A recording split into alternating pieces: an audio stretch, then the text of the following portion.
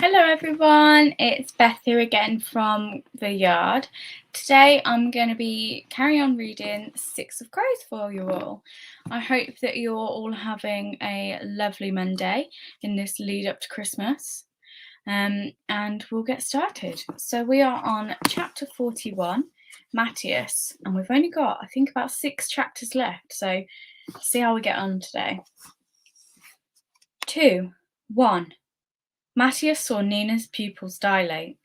Her lips parted and she pushed past him, stepping down from the tank.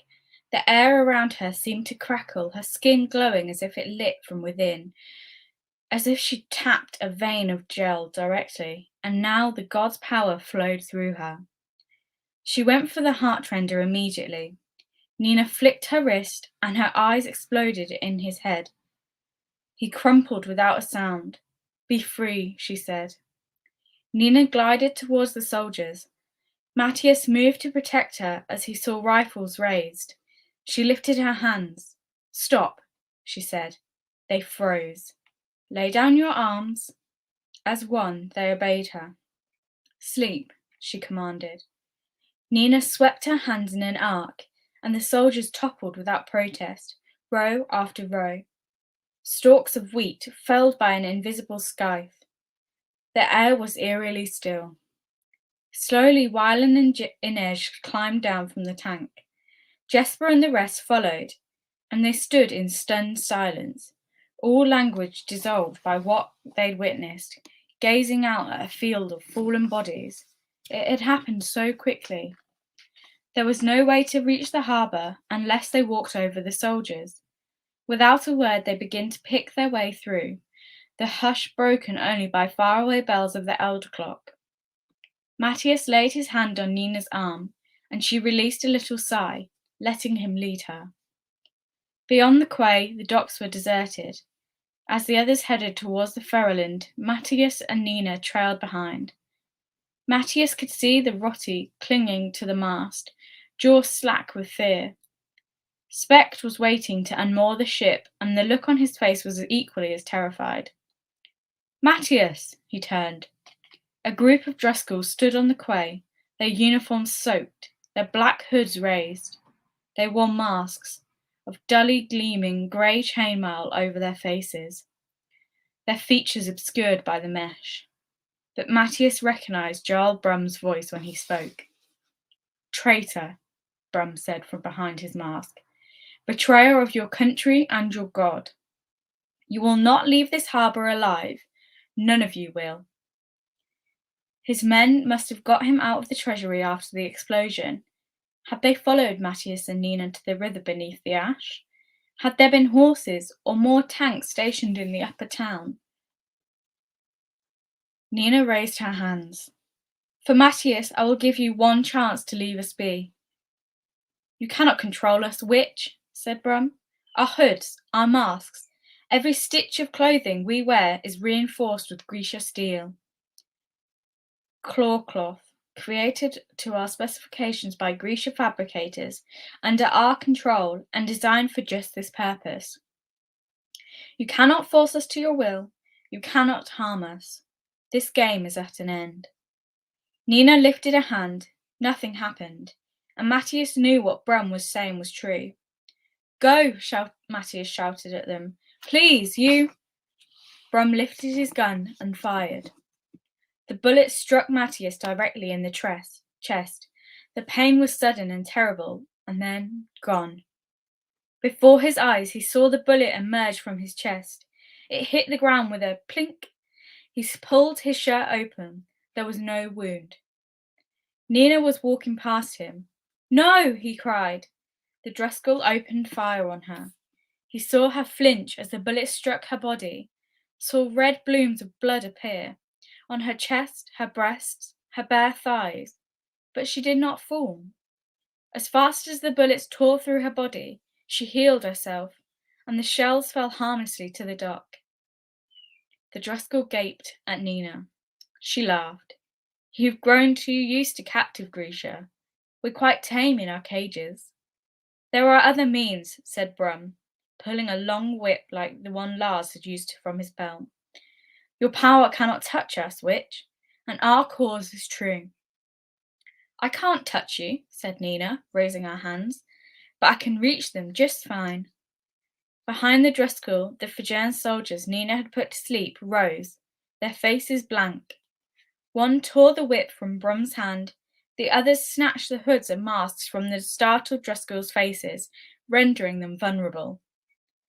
Nina flexed her fingers, and the Driscoll dropped their rifles, hands going to their heads, screaming in pain. For my country, she said, for my people, for every child you put to the pry, reap what you've sown, Jarl Brum. Matthias watched the Driscoll twitch and convulse, blood trickling from their ears and eyes, as the other Fijian soldiers looked on impassively. Their screams were a chorus. Klaas, who had drunk too much with him in the Abvale, Geert, who trained his wolf to eat from his hand. They were monsters. He knew it. But boys as well. Boys like him, taught to hate, to fear. Nina, he said, hands still pressed over the smooth skin on his chest where a bullet wound should be. Nina, please. You know they would not offer you mercy, Matthias. I know, but let them live in shame instead. She hesitated.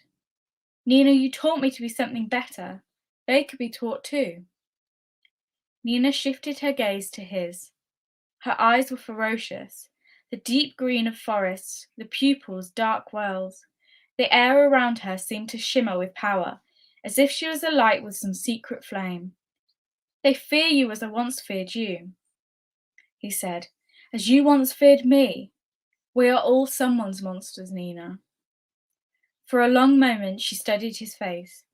At last she dropped her arms, and the ranks of Driscoll crumpled to the ground, whimpering. Her hands shot out once more, and Brum shrieked. He clapped his hands to his head, blood trickling between his fingers. He'll live? Matthias asked. Yes, she said, as she stepped onto the schooner. He'll just be very bold.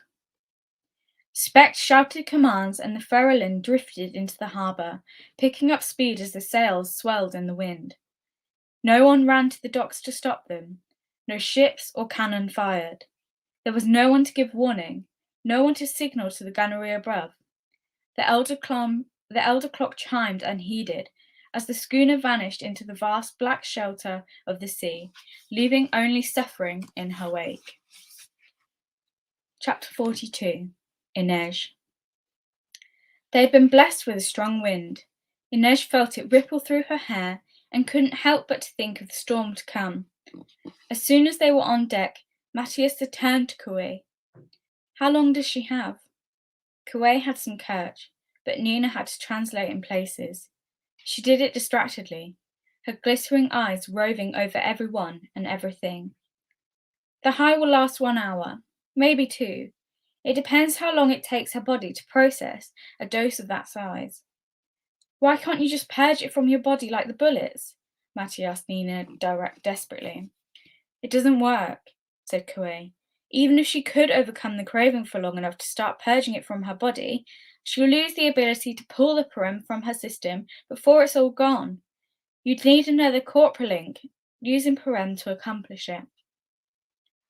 What will do it to her? Asked Wylan. You've seen for yourself, Matthias replied bitterly. We know what's going to happen. Kaz crossed his arms. How will it start? Body aches, chills. No worse than a mild illness, Kuei explained.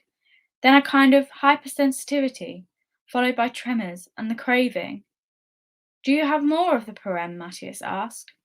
Yes. Enough to get her back to Ketterdam? I won't take more, Nina protested. I have enough to keep you comfortable, Kuei said. But if you take a second dose, there is no hope at all. He looked to Matthias. This is her one chance. It's possible her body will purge enough of it naturally that the addiction won't set in. And if it does? Kuei held out his hands, part shrug, part apology. Without a ready supply of the drug, she'll go mad. With it, her body will simply wear itself out. Do you know the word parem? It's the name my father gave to the drug. It means without pity. When Nina finished translating, there was a long pause. "I don't want to hear any more," she said. "None of it will change what is coming." She drifted away towards the prow. Matthias watched her go. "The water hears and understands," he murmured beneath his breath. Inez sought out Rossi and got him to dig up the wool coat she and Nina had left behind in favour of cold weather gear when they'd landed on the northern shore. She found Nina near the prow, gazing out at the sea. 1 hour, maybe 2, Nina said without turning. Inez halted in shock. "You heard me approach?" "No one heard the wraith, especially over the sound of the wind and sea." "Don't worry, it wasn't those silent feet that gave you away. I can hear your pulse, your breathing." "And you knew it was me?" "Every heart sounds different. I never realized that before." Inez joined her at the rail and handed over Nina's coat. The Grisha put it on, though the cold didn't seem to be bothering her. Above them the stars shone bright between the silver-seeded drifts of cloud. Inez was ready for dawn, ready for this long night to be over and the journey too.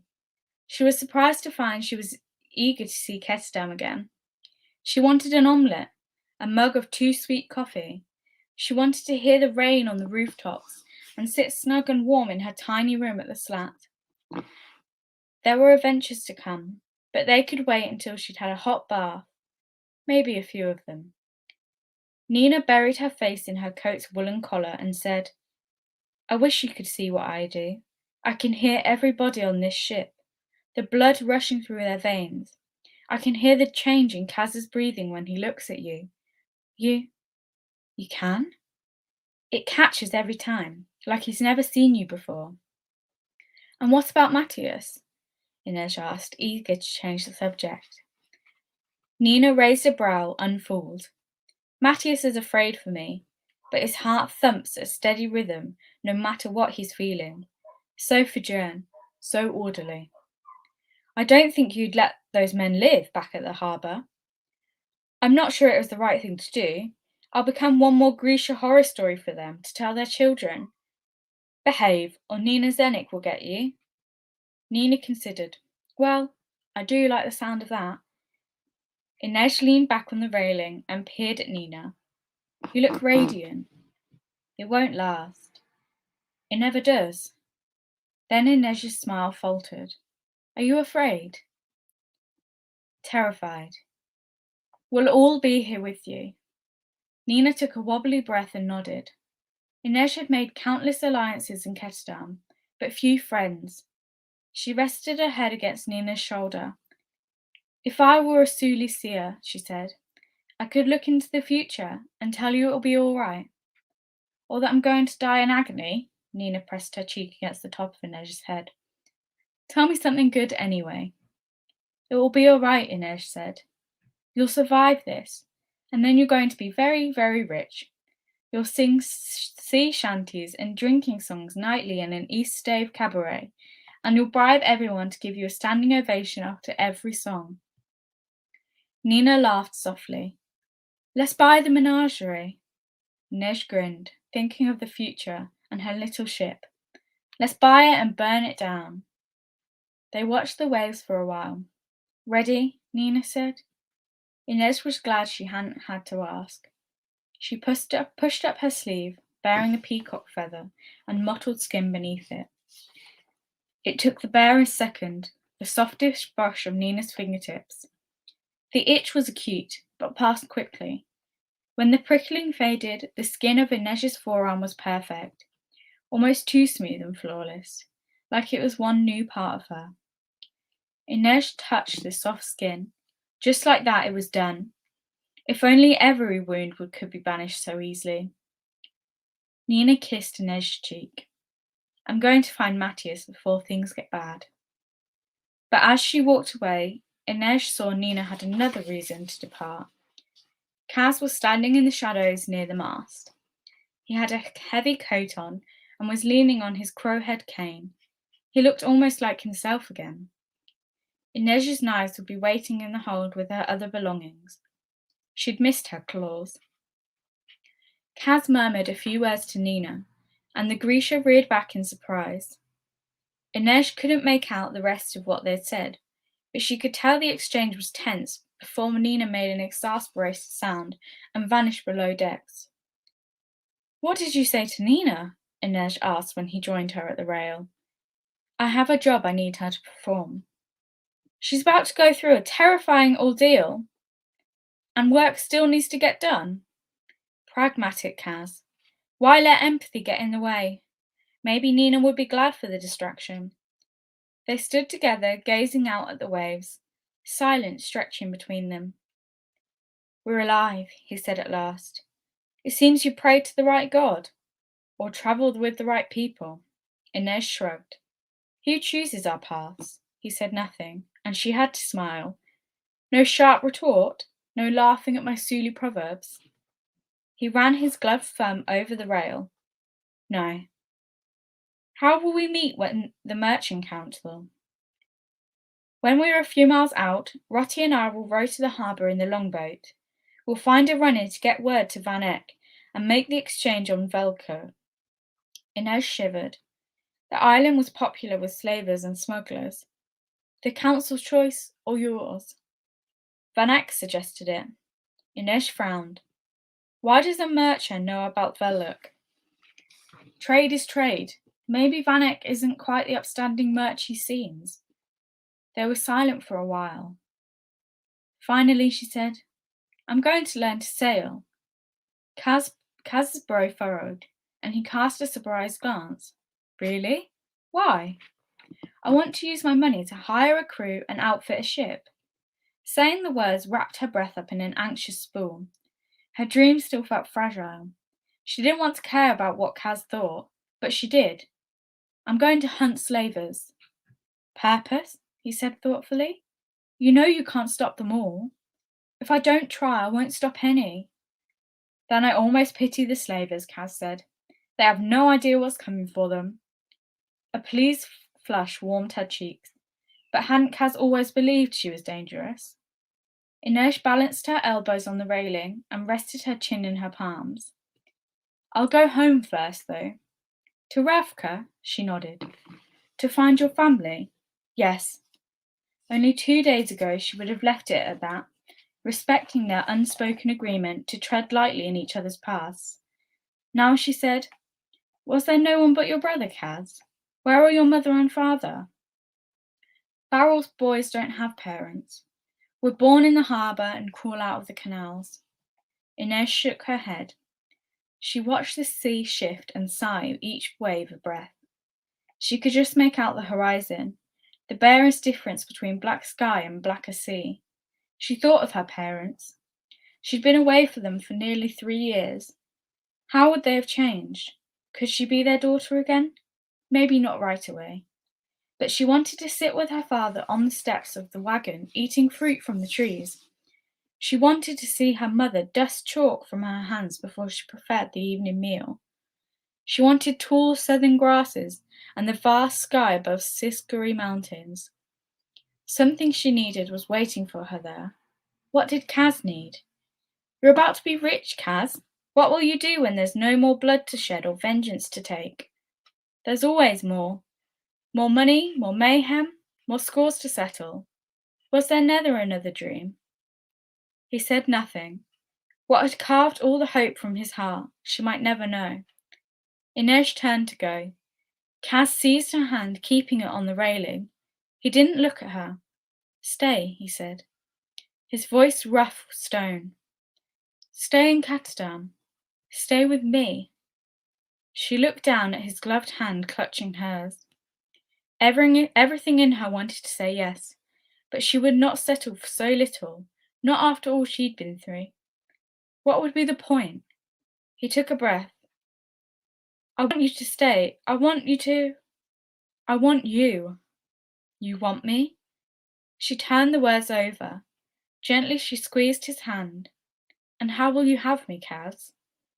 He looked at her then, eyes fierce, mouth set. It was the face he wore when he was fighting. "How will you have me?" she repeated.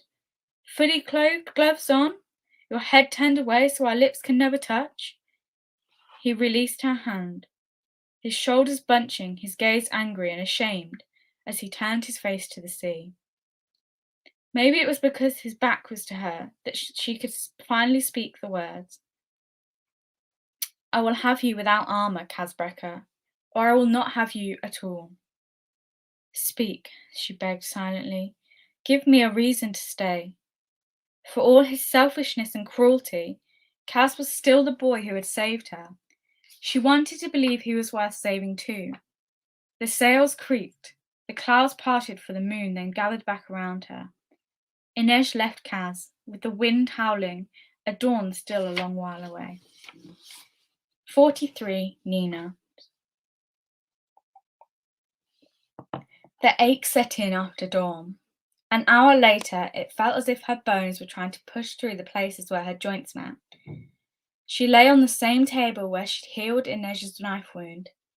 Her senses were still sharp enough that she could smell the coppery scent of the Sulu girl's blood beneath the cleaner Rotti had used to remove it. It smelled like Inej. Matthias sat beside her. He tried to take her hand, but the pain was too great. The chafe of his skin on hers made her flesh feel raw. Everything looked wrong. Everything felt wrong. All she could think of was the sweet, burnt taste of the parem. Her throat itched. Her skin felt like an enemy. When the tremors began, she begged him to leave. I don't want you to see me like this, she said, trying to roll on her side. He brushed the damp hair from her brow. How bad is it? Bad, but she knew it would get worse. Do you want to try the Jurda? Quay had suggested that small doses of regular Jurda might help Nina get through the day. She shook her head. I want... Saints, why is it so hot in here? Then, despite the pain, she tried to sit up. Don't give me another dose. Whatever I say, Matthias, no matter how much I beg, I don't want to be like Nestor, like those Grisha in the cells. Nina, Quay said the withdrawal symptoms could kill you. I won't let you die. Quay. Back at the treasury, Matthias had said, he's one of us. She liked that word, us. A word without divisions or borders. It seemed full of hope. She flopped back down and her body rebelled. Her clothes were crushed glass. I would have killed every one of the Driscoll. We all carry our sins, Nina. I need you to live so I can atone for mine. You can do that without me, you know. He buried his head in his hands. I don't want to. Matthias, she said, running her fingers through the close crop of his hair. It hurt. The world hurt. Touching him hurt, but she still did it. She might not ever get to do it again. I am not sorry. He took her hand and kissed her knuckles gently. She winced. But when he tried to pull away, she clutched him tighter. Stay, she panted. Tears leaked from her eyes. Stay till the end. And after, he said, and always. I want to feel safe again. I want to go home to Ravka. Then I'll take you there. We'll set fire to raisins or whatever you heathens do for fun. Zealot, she said weakly. Witch. Barbarian. Nina, he whispered. Little red bird, don't go. 44. Jesper. As the schooner sped south, it was as if the whole crew was sitting vigil. Everyone spoke in hushed tones, treading quietly over the decks. Jesper was as worried about Nina as anyone, except Matthias. He supposed, but the respectful silence was hard to bear. He needed something to shoot at. The Ferrolind felt like a ghost ship. Matthias was sequestered with Nina, and he'd asked for Wyland's help in caring for her. Even if Wyland didn't love chemistry, he knew more about tinctures and compounds than anyone in the crew, other than Quay, and Matthias couldn't understand half of what Quay said. Jesper hadn't seen Wyland since they'd fled the duel home harbour, and he had to admit he'd missed having the Merchling around to annoy. Quay seemed friendly enough, but his Kirch was rough, and he didn't seem to like to talk much. Sometimes he'd just appear on the deck at night and stand silently beside Jesper, staring out at the waves. It was a little unnerving.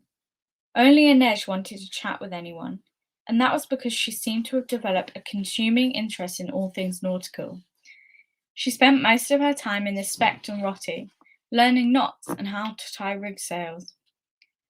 Jesper had always known there was a good chance they wouldn't make this journey home at all, that they'd end up in the sails of the ice court or skewered on pikes. But he'd figured that if they managed the impossible task of rescuing Bull Baylor, getting to the Ferroland to take the trip back to Kestan would be a party. They'd drink whatever Specht might have squirreled away on the ship, eat the last of Nina's toffees, recount their close calls and every small victory. But he never could have foreseen the way they would have concerned in the harbour, and he certainly wouldn't have imagined what Nina had done to get them out of him. Jesper worried about Nina, but thinking about her made him feel guilty. When they'd boarded the schooner and Coué explained Perem, a tiny voice inside of him said that he should offer to take the drug as well. Even though he was a fabricator without training, maybe he could have helped to draw the Perem out of Nina's system and set her free. But that was a hero's voice, and Jesper had long since stopped thinking he had the makings of a hero. Hell, a hero would have volunteered to take the Perem when they were facing down the Fijerns at the harbour. When Kerch finally appeared on the horizon, Jesper felt a strange mixture of relief and trepidation. Their lives were about to change in ways that still didn't seem real. They dropped anchor, and when nightfall came, Jesper asked Kaz if he could join him and Rotti in the longboat. They were rowing to the fifth harbour. They didn't need him along, but Jesper was desperate for distraction. The chaos of Kastan was unchanged.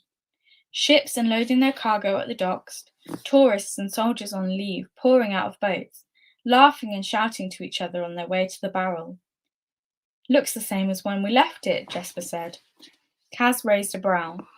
He was back in his sleek grey and black suit, immaculate tie. What did you expect? I don't know exactly, Jesper admitted. But he felt different, even with the familiar weight of his pearl-handled revolvers at his hips and rifle on his back. He kept thinking of the Tidemaker woman, screaming in the Driscoll courtyard, her face speckled black. He looked down at his hands. Did he want to be a fabricator? To live as one? He couldn't help what he was, but he didn't want to cultivate his power or keep hiding it. Kaz left Rotti and Jesper at the dock while he went to find a runner to take a message to Vanek.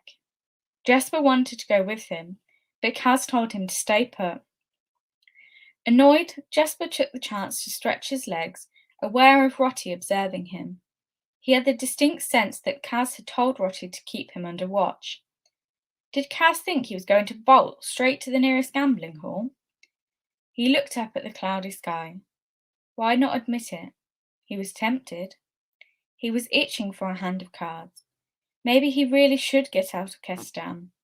Once he had his money and all his debts were paid, he could go anywhere in the world. Even Ravka. Hopefully Nina would recover, and when she was back to herself, Jesper could sit down with her and figure it out. No commitments right away, but he could at least visit, couldn't he? A half-hour later, Kaz returned with a message confirming that the representatives from the Merchant Council would meet them on Veluk at dawn for the following day. Look at that, Kaz said, holding the paper out for Jesper to read. Beneath the details of the meet, it said, "Congratulations, your country thanks you." The words left a funny feeling in Jesper's chest, but he laughed and said, "As long as my country pays cash. Does the council know the scientist is dead?" "I put it all in my note to Vanek," Kaz said. "I told him Boyle Baylor is dead, but that his son is alive and was working on Joda Perem for the Fijerns." "Did he haggle?" "Not in the note. He expressed his deep concern, but didn't mention anything about price. We did our job. We'll see if he tries to bargain us down when we get to Veluk." As they rowed back to the Ferryland, Jesper asked, "Will Wyland come with us to meet Vanek?"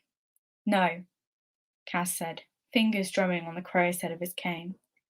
"Matthias will be with us, and someone has to stay with Nina. Besides, if we need to use Wyland to twist his father's arm, It's better that we not show our hand too early. It made sense. And whatever discord existed between Wylan and his father, Jesper doubted Wylan wanted to hash it out in front of the dregs and Matthias. He spent a restless night tossing and turning in his hammock, and woke to a muggy grey dawn. There was no wind, and the sea looked flat and glassy as a mill pond. A stubborn sky, murmured Inez, squinting out towards the Veluk. She was right. There were no clouds on the horizon, but the air felt dense with moisture, as if a storm was simply refusing to form. Jesper scanned the empty deck. He assumed Wylan would come up to see them off, but Nina couldn't be left on her own. How is she? He asked Matthias. Weak, said the Fijian. She's been unable to sleep, but we got her to take some broth, and she seems to be keeping it down. Jesper knew he was being selfish and stupid, but some petty part of him wondered if Wylan had deliberately kept away from him on the journey back. Maybe now that the job was complete and he was on his way to his share of the haul, Wylan was done slumming with the criminals. Where's the other longboat? Jesper asked as he, Kaz, Matthias, Inej, and Kuei rowed out from the Ferryland with Rotti. Repairs, said Kaz. Veluk was so flat it was barely visible once they were rowing through the water. The island was less than a mile wide, a barren patch of sand and rock distinguished only by the wrecked foundation of an old tower used by the Council of Tides. Smugglers called it Veluk. Good luck, because of the painting still visible around the base of what would have been the obelisk tower. Golden circles meant to represent coins, symbols of Fela from Gizon, the god of industry and commerce. Jesper and Kaz had come to the island before to meet with smugglers. It was far from Ketterdam's ports, well outside of the patrol of the harbour watch, with no buildings or hidden coves from which to stage an ambush. An ideal meeting place for wary parties. A brigantine was moored off the island opposite the shore, its sails hanging limp and useless. Jesper had watched it make slow progress from Ketterdam in the early dawn light, a tiny black dot that grew into a hulking blot on the horizon. He could hear the sailors calling to each other as they worked the oars. Now its crew lowered a longboat, packed with men, over the side. When their own longboat made shore, Jesper and the others leaped out to pull it into the sand. Jesper checked his revolvers and saw Inej touch her fingers briefly to each of her knives, lips moving. Matthias adjusted the rifle strapped to his back and rolled his enormous shoulders. Kuei watched it all in silence. All right, Kaz said. Let's go get rich.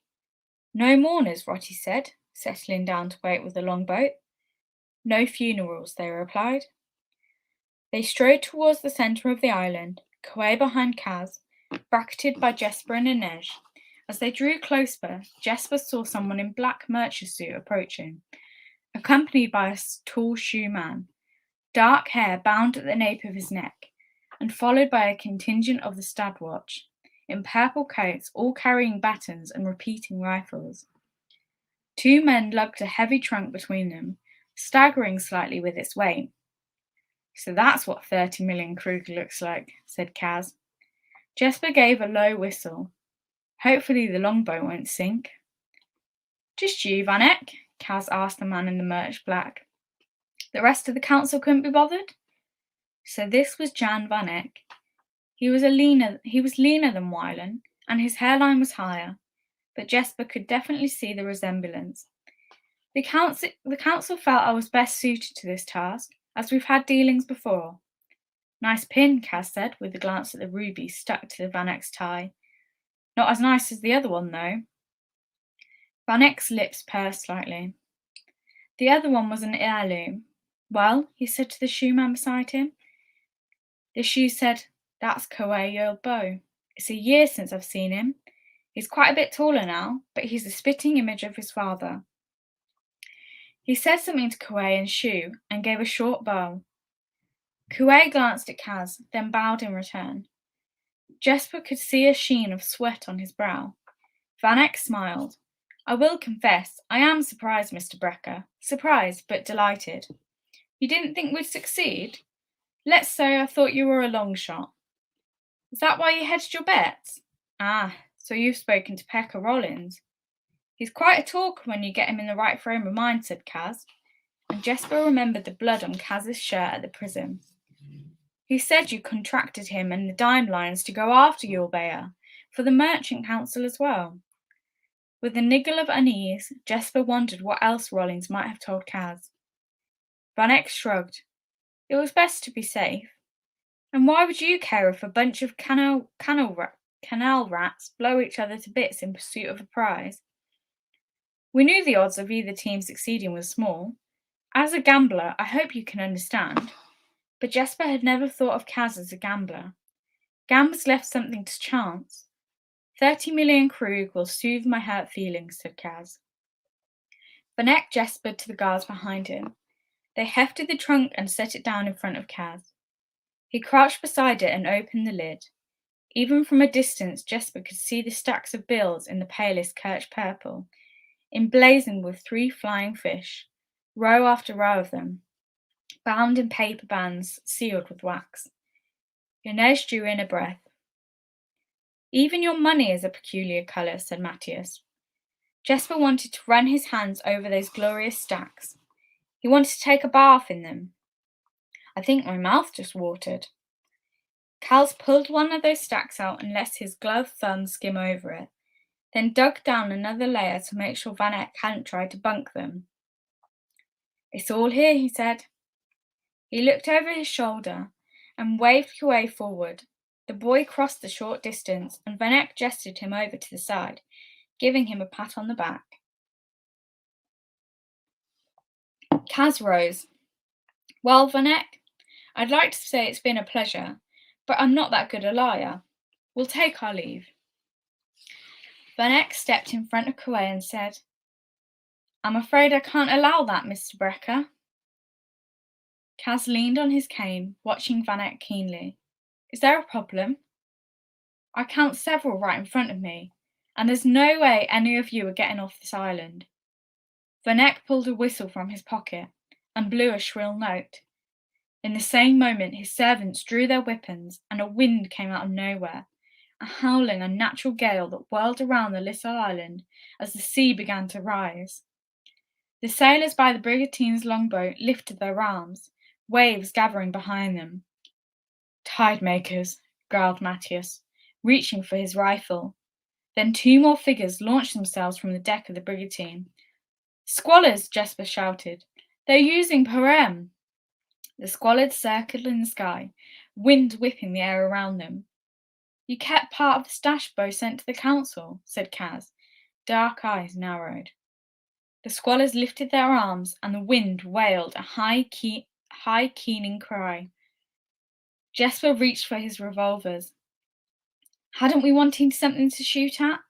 I guess this place is good luck, he thought with a rush of anticipation. Looks like I'm about to get my wish. Chapter 45. Kaz. The deal is the deal, Van Eck, Kaz said over the sounds of the growing storm. If the Merchant Council fails to honour its end of the bargain, no one from the barrel will ever traffic with any of you again. Your word will be meaningless. That would be a problem, Mr. Brecker, if the council knew anything about this deal. Understanding came in a terrible flash. They were never involved, Kaz said. Why had he believed Van Eck had the blessing of the Merchant Council? Because he was rich? Understanding merchant? Because he dressed his own servants and soldiers in the purple uniforms of the Stadwatch. Kaz had met with Van Eck in Quarantine Merch's house, not a government building, but he'd been taken in by a little set dressing. It was Herzoon and his coffee house all over again, only now Kaz was old enough to know better. You wanted your Bayer. You wanted the formula for Parem. Van Eck conceded the truth with an easy nod. Neutrality is a luxury, Kirch, too long enjoyed. The members of the council think that their wealth protects them, that they can sit back and count their money while the world squabbles. And you know better? Indeed I do. Judah Parem is not a secret that can be kept or squashed or stashed in a cabin on the Zemni frontier. So all your talk of trade lines and markets collapsing, Oh, it will all happen just as I predicted, Mr. Brecker. I'm counting on it. As soon as the council received Bouillabaisse' message, I began buying up Jurdafiels in Noviyem.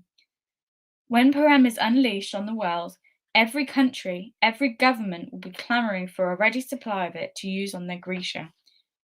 Chaos, said Matthias. Yes, said Van Eyck. Chaos will come, and it will be its master, a very wealthy master.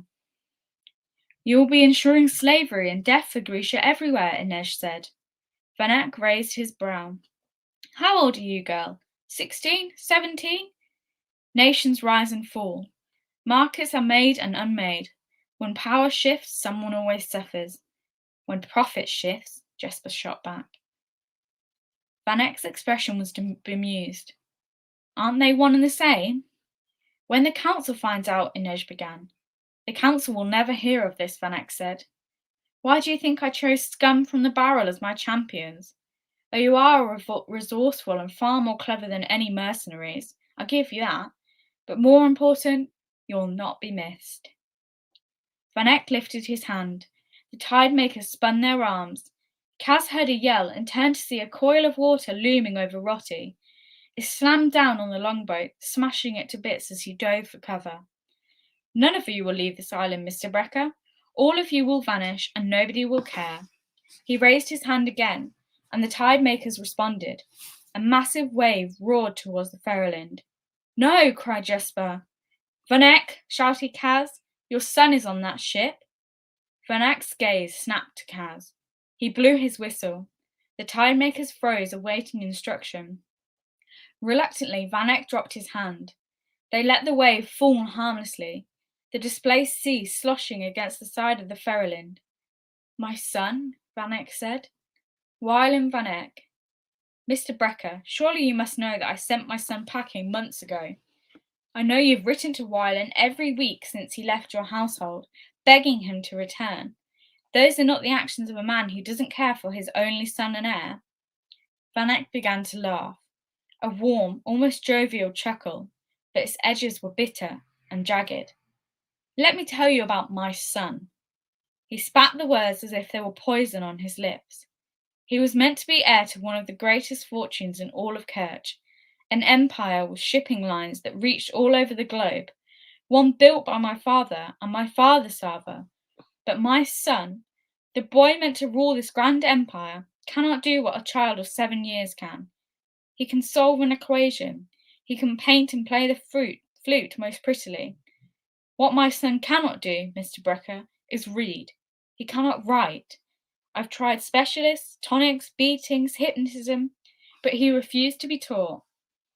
I finally had to accept that Gieson saw fit to curse me with a moron for a child. Wylan is a boy who will never grow to be a man. He is a disgrace to my house. The letters, said Jesper, and Kaz could see the anger in his face. You weren't pleading with him to come back. You were mocking him. Jesper was right. If you're reading this, then you know how much I wish to have you home. Every letter had been a slap in the face to Wylan, a kind of cruel joke. He's your son, Jesper said. No, he is a mistake, one soon to be corrected. My lovely young wife is carrying a child, and be it a boy or a girl or creature with horns, that child will be my heir, not some soft-pated idiot who cannot read a hymnal, let alone a ledger, not some fool who will make the Van Eyck name a laughing-stock. You're the fool, Jesper snarled. He's smarter than most of us put together, and he deserves a better father than you. Deserved, amended Van Eyck. He blew the whistle twice. The tide makers didn't hesitate.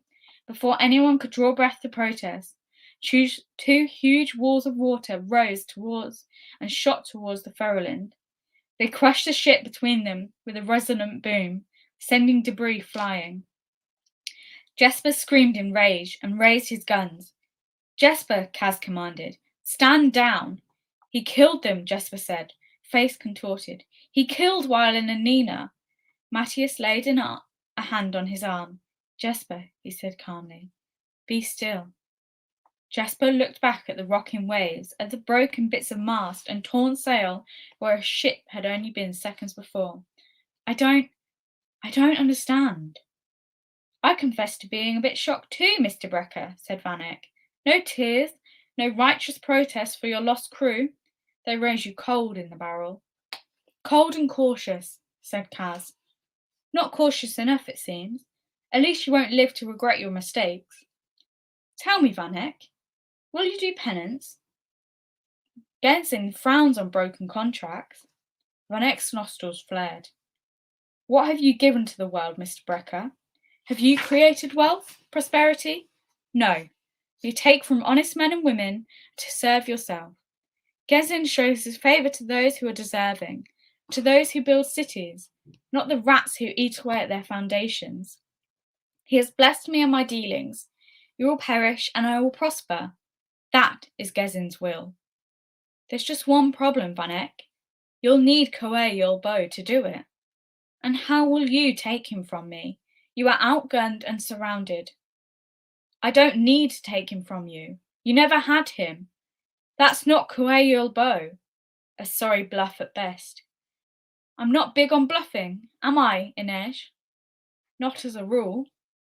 Van Eyck's lip curled. And why is that? Because he'd rather cheat, said the boy who was not Koe Yulbo in perfect and accented courage. Van Eyck startled at the sound of his voice, and Jesper flinched. The shoe boy held out a hand. Pay up, Kaz. Kaz sighed. I do hate to lose a wager, you see, Van Eyck. Wyland bet me that you would have no qualms about ending his life. Call me sentimental, but I didn't believe a father could be so callous.